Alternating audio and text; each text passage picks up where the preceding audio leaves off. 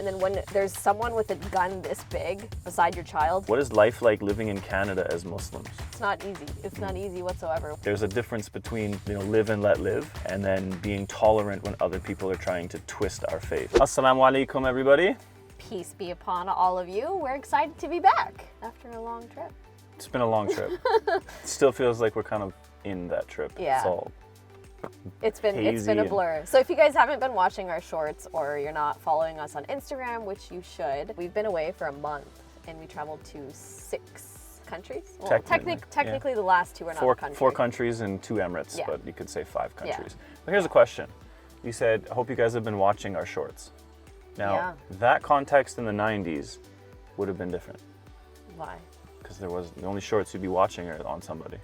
So in 2023, if Bart Simpson says, eat my shorts, that's weird. Does it have no relevance? It has no relevance. Sorry, guys.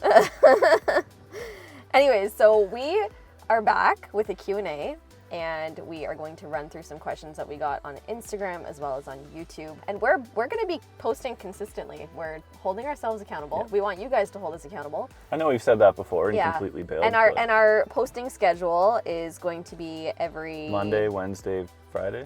Yeah. Monday, Wednesday, Friday for YouTube videos. Monday, Wednesday, Friday. So set your alarms. If you don't have those bell thingy majiggy notifications on, please do so, because we got some fun videos coming for you. All right, should we just dive in? Yeah, absolutely. You want to go first?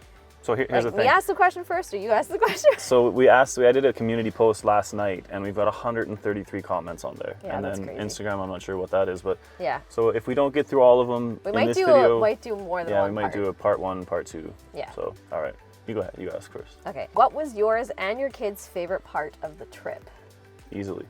Masjid al-Aqsa. Yeah. 100%. 100%. That was the highlight of the trip, and it's a part of the trip that I replay in my mind over and over again. Yeah, easily. All you have to do is go back and watch the TikTok or YouTube short. I'm not sure if it's on shorts, but where Amina sees Masjid al-Aqsa, the Dome of the Rock part of it, for the first time, and she just breaks down and cries. Yeah, it's been a dream of hers to visit Palestine, since she was 3, I think. Yeah. She's now 8. An 8-year, just freshly turned 8-year-old, literally 2 days before we left for the trip. It's a dream come true. It was a dream come true. I've never been in a place where I've had such a spiritual high. Yeah.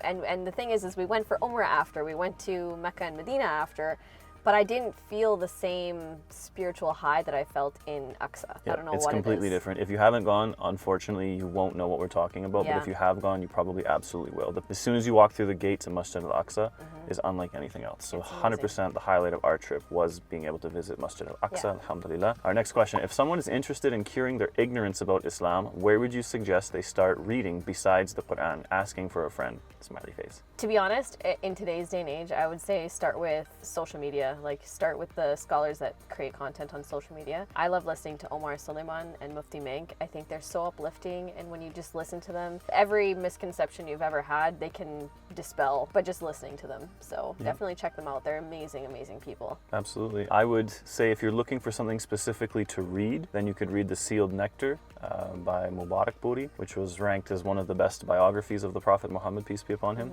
It's good to get to know the man behind the message, and it gives you much more of an understanding as to how impactful that was at the time and how relevant it is in this time. Otherwise, like she said, there's many good scholars online that literally spend their time dispelling these misconceptions. I will say someone commented apostate prophet in that comment section. He's an Islamophobe ex-Muslim. So I would say if you're going to look at anything from apostate prophet, do look at his videos with Daniel Haqiqatchu and Muhammad Hijab, and where they completely bury his kindergarten understanding of Islam. All right, next question. What was your experience like in Israel/Palestine? So for us, there's no slash. It's just Palestine. It's just Palestine to us. But what was it like to meet Israelis? I don't know. Was that the question about meeting Israelis? No, I'm just saying, just in general, because they said, what was your experience like? So Israel, I mean, what is there to say? I wish the world knew what is happening there. We firsthand saw the apartheid. We saw the ginormous walls, the barbed wire, the checkpoints, the teenagers with AK-47s and AR-15s. Whatever they're, I don't know what the heck they were. It was I don't even know how to explain it. It's you see this on TV all the time, and then when there's someone with a gun this big beside your child, It's like, Here's the like difference. this is actually happening. Here's the difference, guys. AK-47 is traditionally a Russian-made weapon, whereas the AR-15s that are used by the IDF or settlers are American-made and sent from America with American tax dollars. Yikes. Yeah, like we literally went to the Church of the Holy Sepulchre. As we were walking in with our kids, I'm literally holding Amina and Zainab's hands, and there's this group of teenagers, okay? Teenagers, young. Like, I wouldn't say they were older than like 14. They didn't look it. Maybe they could have been, but they didn't look like I don't think they were that old.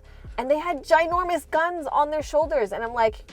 And these aren't IDF soldiers. I know. No, these are settlers. Yeah. Like, well, I know up. that in the occupied land of Palestine, Yes. AKA Israel, Yeah. that you are required to do military service. So, but also as settlers, it's a rule that you have to be armed. So, and we saw some crazy things in the old city, just like walking towards Masjid al-Aqsa, and there's like groups running around, I don't know what you call it, but they have the black wrapping on their arms, they have the little box strapped to their head. Like, they're not just Israelis, they're obviously Jewish, and they're running around the streets with AR-15s, and we're just like, whoa, like, it's so crazy because, like, as a tourist, from where we are. like as a tourist group, like, there's so many tourists there, like at the Church of the Holy Sepulchre. I don't know where they were from, probably from All over the the UK and Canada, Australia. I heard so many different accents, and like lot for of them to Eastern be European. walking past these teenagers with ginormous guns, it's like, what are they Why? afraid of? I Why? don't get it. Palestinians, they don't have anything. They have rocks. Yeah. They're terrified of rocks. No, they're terrified of 6-year-olds throwing rocks. I don't know, man. It was the weirdest experience I've ever had. I've traveled to so many different countries, and I've never felt that way. Yeah, it was, for sure. So I can't imagine what Palestinians The hardest part, feel like. most definitely, is seeing the apartheid firsthand, and then coming back home and seeing people side with the occupier. In 2023, when we talked about the Holocaust, never again. We talked about the apartheid in South Africa, and everyone was against it. And then we talked about the apartheid in Palestine since the Holocaust. Nobody cares. Nobody cares. So yeah, that's the hardest part to deal with. Okay.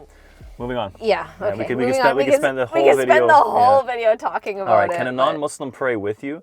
Is that something that would be allowed? I'm very interested in other cultures and religions and love learning about them. Non-Muslims can come into the masjid anytime. Yep. Absolutely. Absolutely. And it's actually, I've seen a lot of times where new Muslims or non-Muslims who maybe become Muslims later on will come into the mosque, and then they say, yeah, just pray if you want, pray with us, no problem. So yeah, absolutely. I've seen it firsthand, and it's definitely something that's allowed. Yep.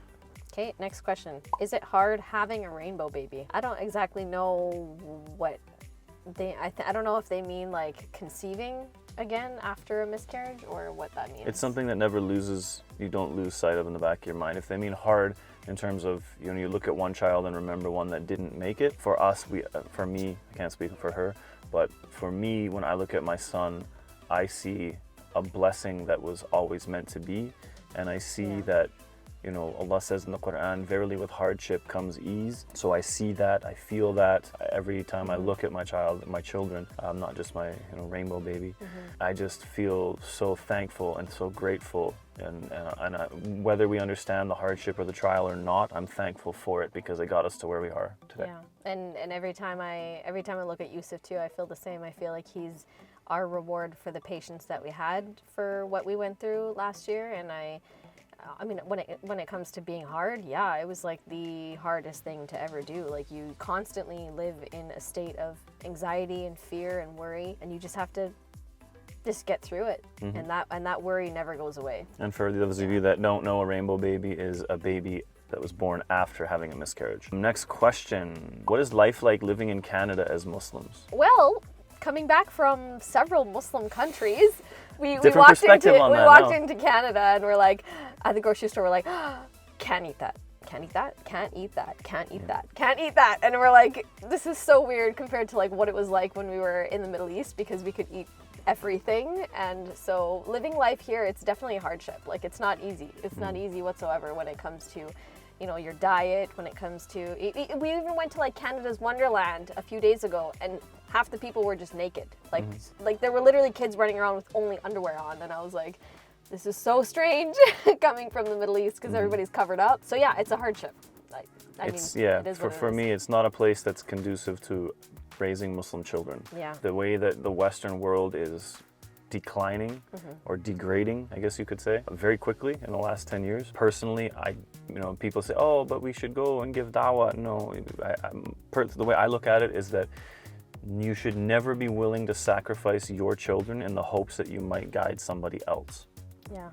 It's like when you get on the airplane, what do they tell you? Put your mask on first and then help other people. Well, my children get that mask first and then worry about other people. And the way that the school systems are here, the things that are taught in the school systems here, right from one end to the other, whether it's inflation, cost of housing, blah, blah, blah. Everything's just going downhill. It's not. Canada is not what it used to be. I would not recommend it. Yeah, it's rough. It's really rough. Did any of you or your kids or your husband get sick whilst traveling to so many places? Yes. No. He didn't. He got lucky. I don't know how you were unscathed, man. But lots of caffeine. Yeah, so he bypassed everything. Zainab had a cold for about 2 weeks, like a runny nose, slight fever for like half a day, and she was good. And then Amina had a slight fever for a couple hours, and then she just had a bit of a runny nose. I was down like for a full 24 hours at with least. a high fever. Needless chills. to say, we didn't do much in Amman, Jordan. yeah, we didn't do much there because of me. But alhamdulillah, Yusuf stayed healthy, and that's like mind-blowing. Like, the boys didn't get sick. Thank you, breast milk. The girls got sick. Something to be said about that. Exactly. Anyway, exactly. we're equal though, right? Yeah. So what things do you have in common with other religion than Christianity? How do you view other religions? So I would say a common ground with the Abrahamic religions is that we believe that there is one God. Abrahamic. That's the commonality. Monotheism. The biggest, monotheism is the biggest thing. So for us as Muslims, whether you're Christian, whether you're Jewish, we all believe in one higher power. Yeah. Yeah. And even in the same sense that when you dig deep enough into other religions, you do find that most of them do believe in one above all the rest. I'm not going to get into that. It's not my religion. It's not my part. But common ground. Yeah. How do we view them? That we view the fact that we as Muslims believe that God sent messengers and prophets to all nations and all people. That being said, throughout the course of human history, things have got lost along the way, which is why, prior to 6,000 years ago, which they're starting to debunk now, but we think that civilization started 6,000 years ago when it's just not the truth when you look back at history. So same thing, that things have been lost along the way, alterations have been made, and we believe that Islam is not something that came to just denounce everything before it. It came as the final revelation to mankind. It came to like confirm everything before, basically. Not everything. Not everything, but in terms of confirming to confirm the message. The message, the monotheism. Prophets, yeah, that's right. Next question. Tips for umrah with kids. My daughters are the same age. Please make a video. That could be a video in itself, which we could do. But to sum it up, I would say the easiest thing is Mecca is very hot during the day, so we performed umrah at night. Like once the sun was down, like it was pitch black when we went. Yeah. And I think we finished at like 1 o'clock in the morning, maybe. Yeah, 12:30, 1 o'clock. Yeah, and mashallah, our kids did everything. The girls did everything. They did. And the after tawaf, everybody Safa, was asleep, Marwa. then I had to go and get my hair cut. Yeah. Because it's part of umrah is to shave your head. So. And then Yusuf I just wore him in the baby carrier for the entire umrah, and it was good. So I would say the biggest tip is just to make sure that your kids have a good meal. They're well rested. Stay hydrated. Yeah, they're hydrated. Drink lots of Zamzam while you're doing it, and just mentally prepare them ahead of time and explain to them that it's going to be a lot of walking and that, like Will ended up picking Zainab up on his shoulders towards the end of it when they got tired, but like... No, that was 6 rounds of Safa and Marwa. Yeah. With a little girl, I'm 40 pounds on my shoulders, 45 pounds on my shoulders. Towards the end of the night, it got hard, but they did amazing. Like mentally, physically, they did so good. So just prepare them ahead of time so that they know what's coming, what it is. We definitely talked about what to expect before we got there. So yeah. You answered my question. Which was what? You messed up the system. Did I? Yeah. You're supposed to ask and then I answer. Oh, sorry. So she just jumped right in there. But yeah, there's nothing I would add to that. So okay. I'm going to answer this question just to get back at you. Oh, okay. So tolerance. How do you suggest we as humans show tolerance and respect to others even where there is a difference or a lack of faith? Can you answer this from both perspectives? How Muslims can be tolerant of other people and how other people can be tolerant of Muslims? You don't see too many influencers talking about this. The biggest thing is that it's one thing to be tolerant of people. It's another thing to be tolerant about things that we deem as being sinful, we deem as being wrong. We're never going to be tolerant as Muslims. There's a difference between, live and let live, and then being tolerant when other people are trying to twist our faith. So for example, and again, this isn't to cause a big controversy, is that you have the LGBTQ community, and then you have Muslims who support that, and they promote that and say that it's okay for us to do. But us as Muslims, for 1400 years, we do not promote things that we deem to be sinful in the eyes of God, right? So we're not going to, that's a line that we don't cross, and that should be respected on both sides, that it's not okay for us to go and bash and attack other people in the same regards that just because we believe what we believe, it doesn't give you the right to say, oh, homophobic, transphobic, whatever. So I think that's a big one, is that understand that each side has boundaries, and that it being tolerant is not crossing those lines to try to tear down someone else's beliefs. I would say like tolerant is not really the right word to use. I would say like coexisting is a better word to use. Like you do your thing, we do our thing, and we're just gonna live as is, right? Tolerance is like, to me, the word tolerance kind of just means like, oh, I'm just gonna tolerate you. Like, you know what I mean? Like, I'm just gonna deal with you as it comes. But like coexisting is like, everybody's just making it work. Yeah, and everybody's different. And being respectful. And everybody believes different things, and everybody has a different set of values and we don't have morals. to name call each other, and we don't have to like, you know what I mean? So yeah. So this video is exorbitantly long. So What? I think we're gonna end it here, because this could be a good part one. Okay, part one finished. So thank you guys for tuning in, and catch us in part two, I guess. Yep, we're gonna film it right now. Bye. Bye, guys.